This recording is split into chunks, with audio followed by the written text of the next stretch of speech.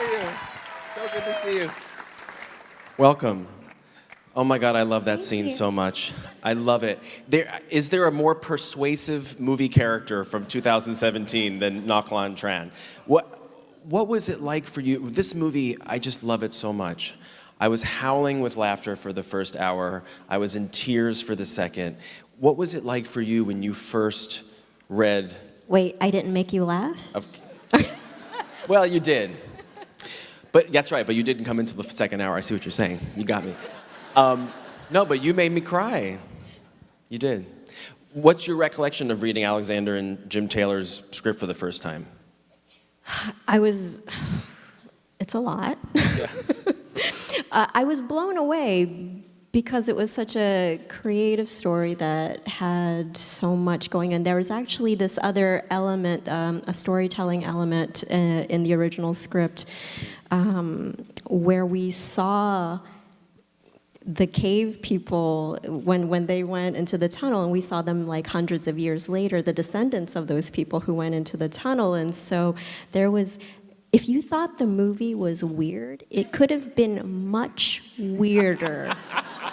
You don't even know like how weird it could have been. So there was this really funny Norwenglish storytelling element that was going on throughout the story, but Alexander, for his own reasons, decided to get rid of that, and that's actually a very interesting thing to watch.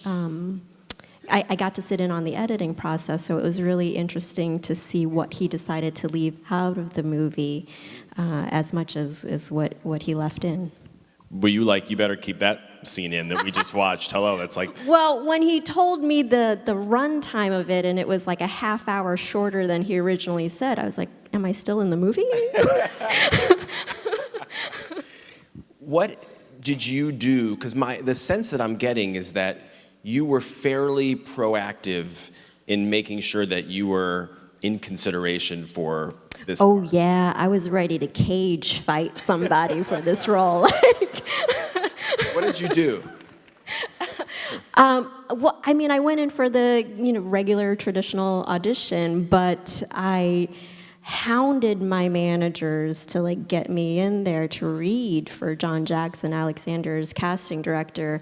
And originally, and John told me this, he originally thought that I was Chinese because of my name, because it sounds very Chinese, and Chau is not a very common Vietnamese last name. So originally he was reluctant to even bring me in for the audition. Wow. Yeah, so that was one hurdle to get across, and I went in and I did the scenes for him, and I thought I wouldn't hear anything, and Alexander saw my tape, and that was really exciting to get to meet him, and then I went in and read for him again, so I got the role. I'm glad you did. And I love now, for those of you who watched Big Little Lies, which I'm sure is all of you, do you recognize Hong Chau from Big Little Lies?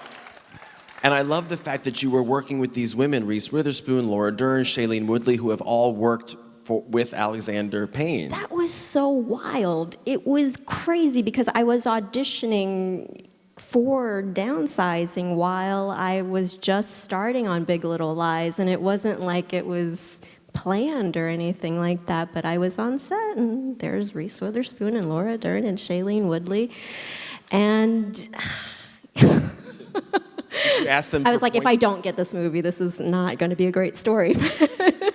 But did you tell them, like, oh, I'm up for this movie, or did you decide not to say a word about it? No, I get very cagey about things that I really, really care about, so I don't talk about anything to anyone, but I guess, well, Reese was originally supposed to be in Downsizing, but because of Big Little Lies, she couldn't, and she was originally in Kristen Wiig's role as Matt's wife, who leaves him high and dry. Yeah, so she knew that I was in it because they talk, right. She and Alexander. Okay. I have to ask you about one monologue that you have. Have you guys seen Downsizing? Oh, thank God. Right. Pardon if there's any kids here, but the 8 fucks monologue I can't wait for that to be on spring break T-shirts. What went through your head when you read that for the first time? Because it makes you sit up and take notice, especially the way you deliver it. The funny thing about that scene is what I laughed at when I read it was not typically what people bring up. I thought it was really funny that this woman was so smart that she had distilled American culture in that way. And then the second half of that scene was what was so awesome to me, that Alexander Payne and Jim Taylor gave that scene to that woman. Like, who hasn't stood and asked a guy or a girl, whoever that you're having really strong feelings about, and asked them, like, so what are we? You know, who hasn't done that? But we've never seen that type of woman be given that scene. So that's what I thought was so awesome about it. It was incredible. Before I let you go, I have to ask you, because you were nominated for a Golden Globe and a Screen Actors Guild Award, which is so great. What is like the craziest moment that happened to you? Maybe someone that you encountered or met at those big glamorous award shows that you'll always remember?